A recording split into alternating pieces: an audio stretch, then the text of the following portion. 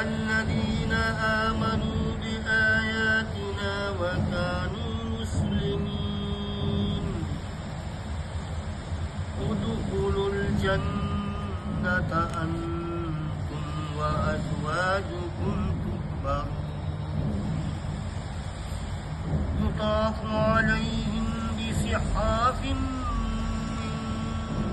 ذهب وأكواب وفيها ما تشتهي الأنفس وتلذ الأعين وأنتم فيها خالدون وتلك الجنة التي أورثتموها بما كنتم تعملون لكم فيها فاكهة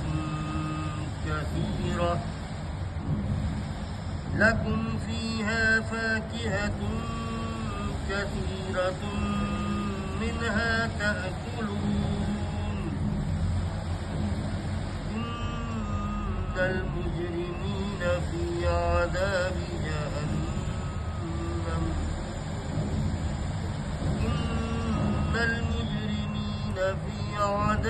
جهنم خالدون لا يفتر عنهم وهم فيه مبلسون وما ظلمناهم ولكن كانوا هم الظالمين. اس روز ان لوگوں سے جو ہماری آیات پر ایمان لائے تھے اور مطیع فرمان بن کر رہے تھے کہا جائے گا کہ اے میرے بندو آج تمہارے لیے کوئی خوف نہیں اور نہ تمہیں کوئی غم لاحق ہوگا، داخل ہو جاؤ جنت میں، داخل ہو جاؤ جنت میں تم اور تمہاری بیویاں، تمہیں خوش کر دیا جائے گا، ان کے آگے سونے کے تھال اور ساغر گردش کرائے جائیں گے اور ہر من بھاتی اور نگاہوں کو لذت دینے والی چیز وہاں موجود ہوگی۔ ان سے کہا جائے گا تم اب یہاں ہمیشہ رہو گے، تم اس جنت کے وارث اپنے ان اعمال کی وجہ سے ہوئے ہو جو تم دنیا میں کرتے رہے۔ تمہارے لیے یہاں بکثرت فواکہ موجود ہیں جنہیں تم کھاؤ گے۔ رہے مجرمین تو وہ ہمیشہ جہنم کے عذاب میں مبتلا رہیں گے، کبھی ان کے عذاب میں کمی نہ ہوگی اور وہ اس میں مایوس پڑے ہوں گے۔ ان پر ہم نے ظلم نہیں کیا، بلکہ وہ خود ہی اپنے اوپر ظلم کرتے رہے۔ محترم مصلیان گرامی، ہم اللہ رب العالمین کا شکر بجا لاتے ہیں جس کی توفیق سے ہمیں آج ظہر کی نماز جماعت کے ساتھ ادا کرنے کی توفیق ہوئی، اور اس کے بعد ہم اللہ رب العالمین کا پھر سے شکر بجا لاتے ہیں کہ جس کی توفیق سے اس درس میں شرکت کرنا ہمارے لیے میسر ہوا، آسان ہوا۔ آپ جانتے ہیں کہ یہ درس کا سلسلہ چل رہا ہے، آج یہ تقریباً 40 سال 50 سال سے یہ سلسلہ چل رہا ہے۔ ہمیں اللہ رب العالمین کی ذات سے امید ہے کہ انشاءاللہ جب تک یہ زمین قائم رہے گی یہ سلسلہ چلتا رہے گا انشاءاللہ۔ ابھی جو آیتیں آپ نے سماعت فرمائی وہ الزخرف کی آخری آیتوں میں سے چند آیتیں ہیں۔ جب بھی قرآن کو پڑھیں تو 2-3 باتوں کو ذہن میں رکھیں۔ سب سے پہلی بات یہ ہے کہ وہ پس منظر کیا ہے جس پس منظر میں یہ آیات نازل ہوئی ہے۔ پس منظر کو سامنے رکھتے ہیں تو آیات کو سمجھنے میں بڑی آسانی ہوتی ہے، اس بات کو ہمیشہ سامنے رکھیں۔ دوسری بات یہ کہ اوپر کی جو آیتیں ہیں ان آیتوں کے مفہوم کو یاد کرنے، ذہن میں تازہ کریں۔ یہ دو باتوں کو ذہن میں رکھیں گے تو سمجھنا بڑا آسان ہو جائے گا۔ پس منظر یہ ہے کہ نبی کریم صلی اللہ علیہ وسلم جب دعوت لے کر کے اٹھے تو آہستہ آہستہ رفتہ رفتہ جو مشرکین مکہ تھے وہ دشمن ہوتے چلے گئے۔ جو کمزور قسم کے لوگ تھے، غریب قسم کے لوگ تھے، وہی شروع میں ایمان لائے، سوائے دو چار کے لوگ ایمان لاتے گئے۔ اور جیسے جیسے نبی کریم صلی اللہ علیہ وسلم کی دعوت پھیلتی چلی گئی، کفار و مشرکین کا دماغ خراب ہوتا چلا گیا، وہ برداشت نہیں کر پا رہے اور وہ آہستہ آہستہ ان کی مخالفت میں شدت آتی چلی گئی۔ آپ جانتے ہیں، میں بہت اختصار کے ساتھ یہ بات رکھ رہا ہوں، آپ جانتے ہیں کہ صحابہ کرام کا ایمان کے ساتھ جینا مشکل ہو گیا مکہ میں۔ مکہ کی زمین اپنی وسعتوں کے باوجود تنگ پڑ گئی مومنین کے لیے۔ ایمان کے ساتھ، گھر بار کے ساتھ، رشتہ داروں کے ساتھ، اپنے وطن میں وہ نعمتیں جو اللہ نے دی تھی ان نعمتوں کے ساتھ اور ایمان کے ساتھ جینا مشکل ہو گیا۔ جب بہت مشکل ہو گیا اور جب نبی کریم صلی اللہ علیہ وسلم سے رہا نہیں گیا، جو اذیتیں دی جا رہی تھی، تو پھر اللہ کے رسول نے صحابہ کرام کو اجازت دی کہ جاؤ ہجرت کرو۔ پھر لوگ پہلی ہجرت حبشہ کی طرف سمندر کے راستے سے کیا۔ آپ جانتے ہیں کہ یہ سلسلہ جاری رہا، پھر لوگ مدینہ گئے۔ آپ جانتے ہیں کہ یہ سلسلہ جاری رہا یہاں تک کہ آخری میں کفار و مشرکین جمع ہو کر کے، مختلف قبائل کے لوگ جمع ہو کر کے نبی کریم صلی اللہ علیہ وسلم کو ختم کر دینے کی پلاننگ اور فیصلہ کر دیا تمام قبائل کو۔ یہ وہ پس منظر ہے جس پس منظر میں یہ آیات نازل ہوئی ہے۔ اب صرف ایک بات میں عرض کروں، یہ جو آیتیں آج تلاوت ہوئی ہیں اس سے پہلے کی ایک آیت، صرف ایک آیت پھر بات سمجھ میں آ جائے گی۔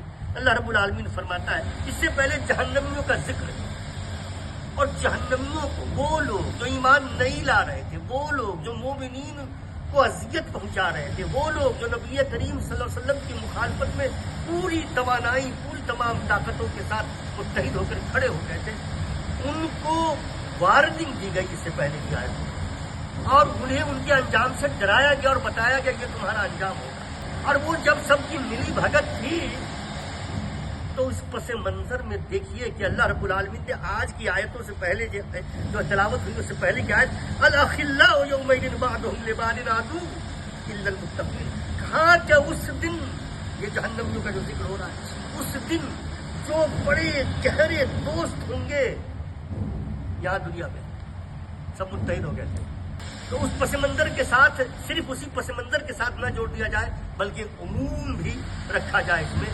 اس دن وہ لوگ جو آپس میں بڑی محبت دوست ہوں گے، الاخلاء اس کو کہتے ہیں کہ جو بڑی گہری دوستی ہو۔ اللہ رب العالمین نے فرمایا ایک دوسرے کے دشمن ہوں گے الا المتقین، وہ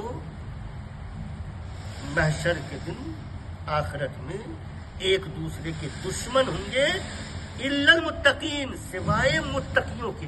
ہاں، متقین جو آپس میں دوست ہیں، ہم پیالہ ہمنے والا ہے، ان کے آپس میں جو محبت ہے، رشتہ ہے، تعلق ہے، دوستی ہے، وہ دشمن نہیں ہوں گے، وہ ایک دوسرے کے ساتھ ہوں گے، وہ ایک دوسرے کے ساتھ ہوں گے، وہاں بھی ساتھ ہوں گے، احباب ایک دوسرے کے ساتھ وہاں بھی ہوں گے۔ اس لیے چاہیے کہ جو احباب ہیں ان کے دل میں اللہ کے لیے خالص بات ہو، اللہ کے لیے محبت ہو، اپنے بھائی اخلاص ہو، اس میں اخلاص ہو، مادہ پرستی نہ ہو، جلن نہ ہو، حسد نہ ہو، دنیاوی فوائد کی لالچ نہ ہو۔ اب دیکھیے کہ متقین کے علاوہ وہ آپس میں دشمن ہوں گے۔ اب یہاں اللہ رب العالمین یہاں سے اب خطاب مومنین کی طرف ہو رہا ہے، اب مومنین سے خطاب ہے، اور اللہ رب العالمین کہہ رہا ہے پس منظر یاد کیجئے کہ جو صورتحال تھی مومنین کی، اب اللہ رب العالمین ان سے کیا فرما رہا ہے؟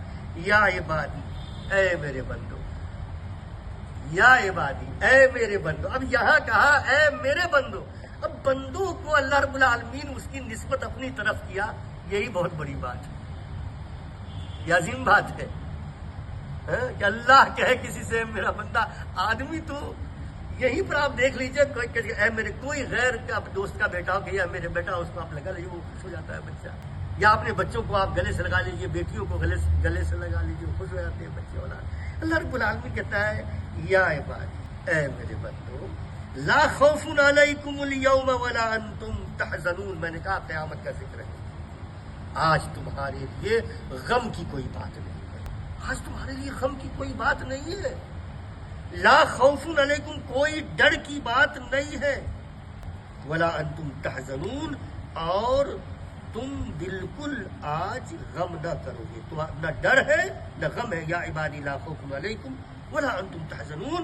اس روز ان لوگوں سے جو ہماری آیات پر ایمان لائے تھے، موتی فرمان بن کر رہے تھے، کہا جائے گا اے میرے بندو، آج تمہارے لیے کوئی خوف نہیں اور نہ تمہیں کوئی غم لاحق ہے.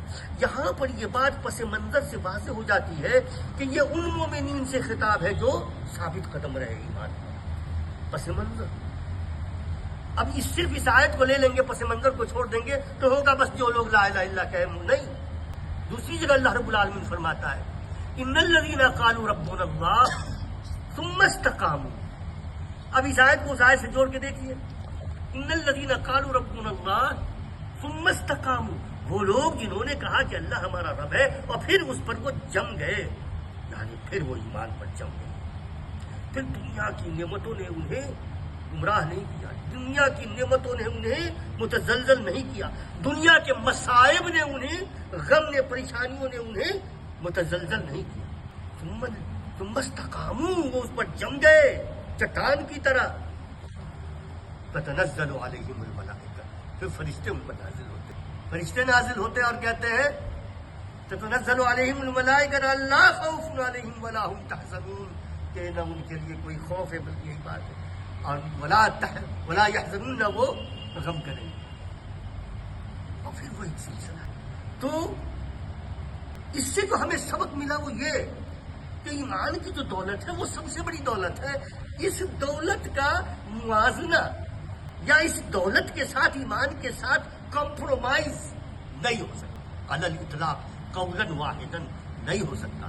کوئی سمجھوتا نہیں، کوئی کمپرومائز نہیں. ایمان اور ایمان کے تقاضے، ان تقاضوں کو پورا کرنا ہمارے لیے سب سے اہم فریضہ ہے ہمارا. نہ دنیا کا کوئی مفاد، نہ نفس کی کوئی خواہش، نہ رشتہ داروں کا کوئی مطالبہ، نہ حکمرانوں کا کوئی مطالبہ، کچھ بھی. تو جب یہ بات ہوگی تو پھر اللہ رب العالمین کہے گا ادخلوا الجنہ. ایسے مومنین سے اس دن یہ کہا جائے گا، اعلان ہوگا ادخلوا الجنہ، داخل ہو جاؤ جنت میں، داخل ہو جاؤ جنت میں. انتم وازواجکم تحبرون، تم اور تمہاری بیویاں، تم خوش ہو جاؤ گے، تمہیں خوش کر دیا جائے. اب یہاں پر جو ازواج کا مفہوم لیا گیا ہے اس میں بیویوں کا بھی مفہوم شامل ہے، اور جو متقین آپس میں احباب ہوں گے، جو دوست ہوں گے، ان کا بھی مفہوم اس میں شامل ہے کہ وہ بھی، یعنی ان کی بیویاں، ان کے احباب، ان کے دوست سب جنت میں داخل. اس کے بعد اللہ رب العالمین فرماتا ہے اب وہاں کی ایک دو نعمتوں کا ذکر ہے. اب وہاں کی نعمتوں کا کیا کہنا؟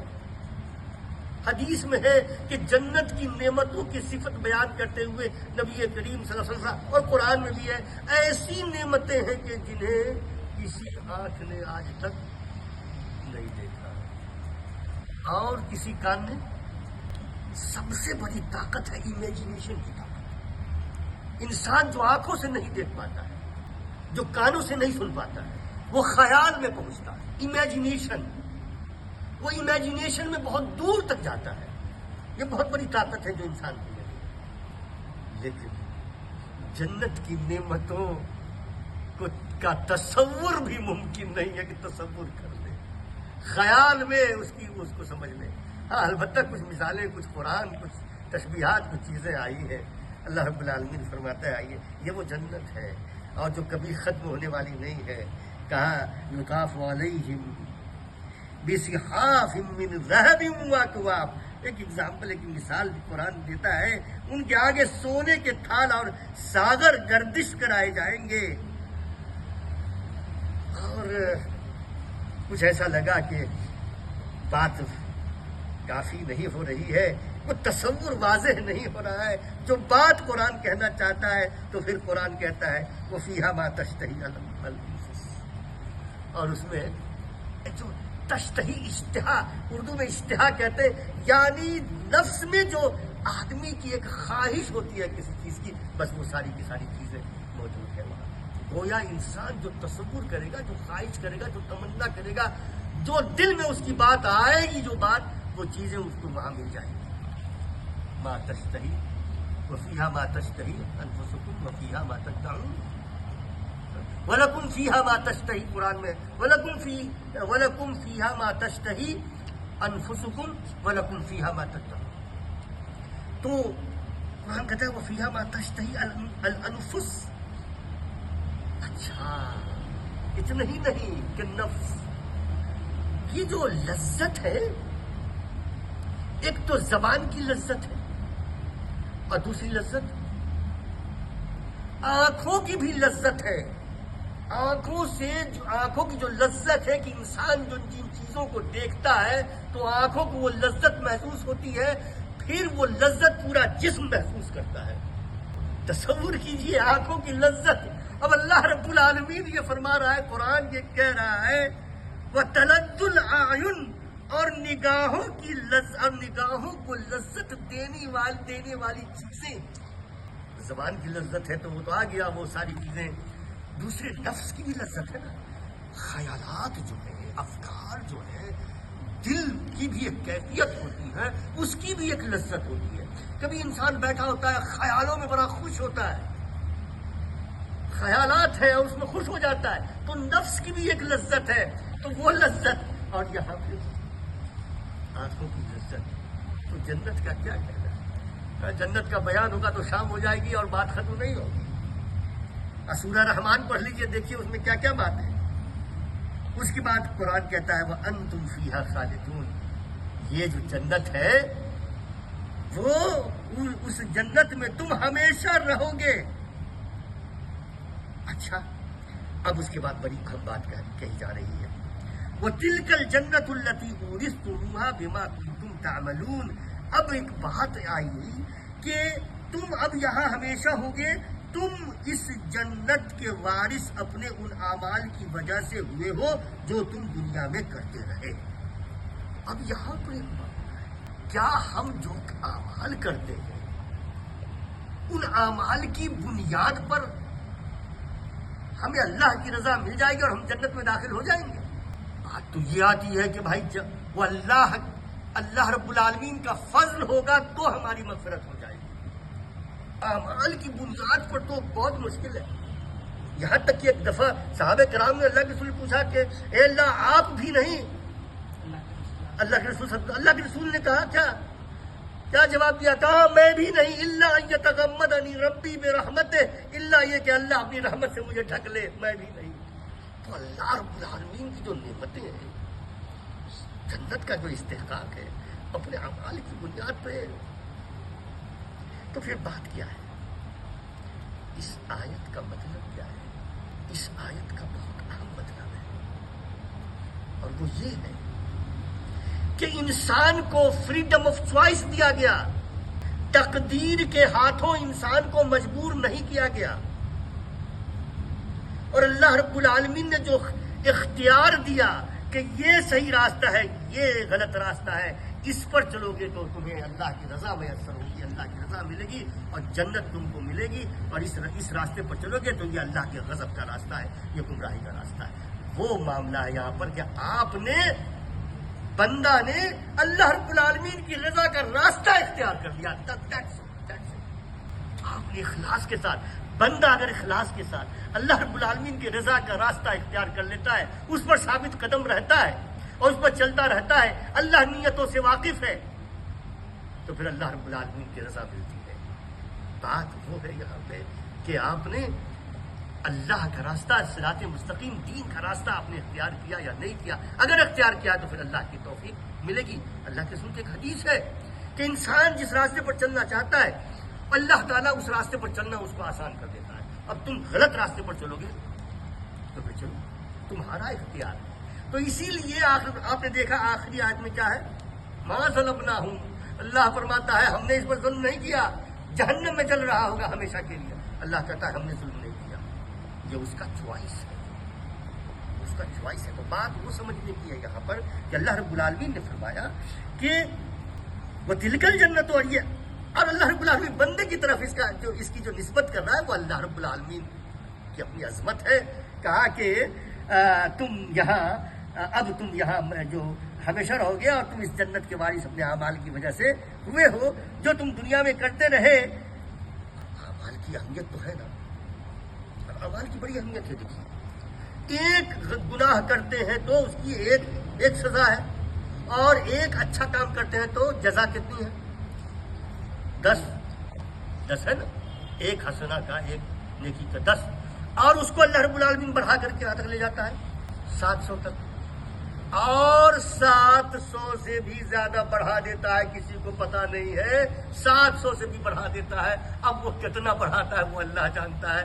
اور میں نے کبھی کہا تھا کہ جب اللہ یہ کہہ دے کہ بڑھا دیتا ہے تو پتہ نہیں پھر اللہ اپنی حیثیت اور اپنی اس کے بڑھاتا ہے، پھر اللہ کی حیثیت کا کیا کہنا، اللہ رب العالمین کی اس کا کیا کہنا، پھر وہ بڑھاتا ہے۔ اور میں نے بتایا تھا کہ وہ جو 700 سے بھی زیادہ بڑھا، یہ جو بڑھنے کا سلسلہ ہے اس کا کرائٹیریا کیا ہے؟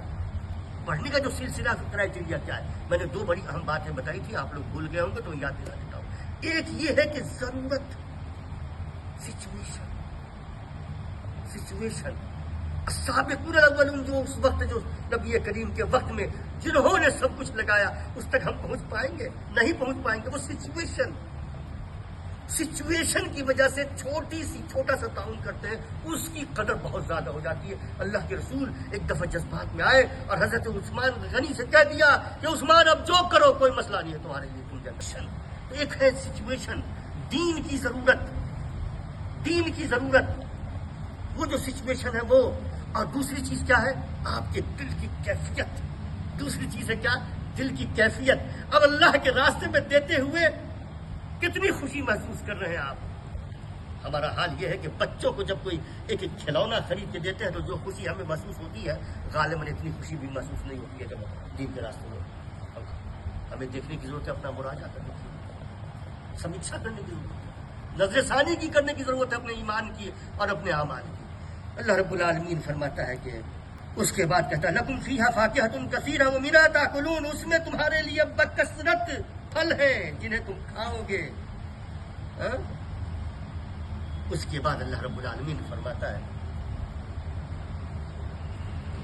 ان المجرمین فی عذاب جہنم خالدون، مجرمین تو وہ مجرمین ہمیشہ جہنم کے عذاب میں مبتلا رہیں گے، لا یفتر عنہم وہم فیہ مبلسون، ان کے عذاب میں کمی نہ ہوگی اور وہ اس میں مایوس پڑے ہوں گے۔ اللہ رب العالمین سے دعا کرتے ہیں کہ اللہ رب العالمین ہمارے دلوں کے تحت شعور تک ایمان کو پہنچا دے۔ اللہ رب العالمین ہمارے دلوں کو ایمان کے نور سے منور کر دے، ڈیکوریٹ کر دے۔ اللہ رب العالمین ہمارے دلوں میں معاصی سے، گمراہی سے، خرابی سے، بے حیائی سے، بے شرمی سے، خیانت سے، حسد سے پاک کر دے ہمارے دلوں کو، اور جب تک زندہ رکھے ایمان پر زندہ رکھے، جب تک زندہ رکھے قرآن کو پڑھنے کی توفیق کے ساتھ، سمجھنے کی توفیق کے ساتھ، قرآن کو سمجھ کر پڑھنے کی توفیق کے ساتھ زندہ رکھے، جب تک زندہ رکھے ایمان و اسلام پر زندہ رکھے، جب تک زندہ رکھے دعوت کے کاموں کی توفیق کے ساتھ زندہ رکھے، دین کی خدمت کرنے کی توفیق کے ساتھ زندہ رکھے، اور جب اس دنیا سے اٹھائے تو ایمان و اسلام کی حالت پر اٹھائے، اور جو آخری بات زبان سے ادا ہو، اللہ توفیق دے کہ وہ لا الہ الا اللہ محمد رسول اللہ۔ سبحان ربک رب العزت عما یصفون وسلام علی المرسلین والحمد للہ رب العالمین۔